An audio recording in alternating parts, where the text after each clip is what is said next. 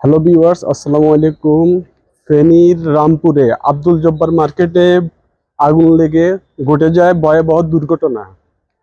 এখানে আগুন লেগে খুবই ভয়াবহ অবস্থা হয়েছে। এখন আমার সাথে থাকুন, আমি আপনাদের দেখানোর চেষ্টা করব আগুনে কি পরিমাণ ক্ষয়ক্ষতি হয়েছে।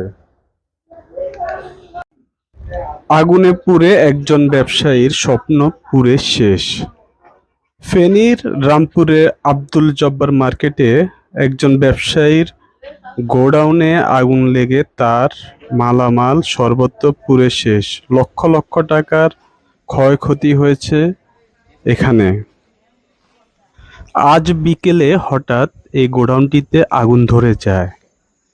ধারণা করা হচ্ছে সিগারেটের আগুন থেকে এই আগুনের সূত্রপাত ঘটে।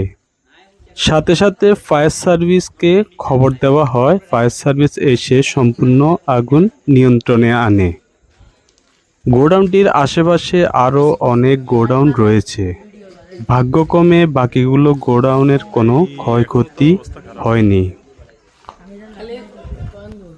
এখন আপনাদের দেখাতে চেষ্টা করব বিকেলে ধারণকৃত কিছু ভিডিও ফুটেজ।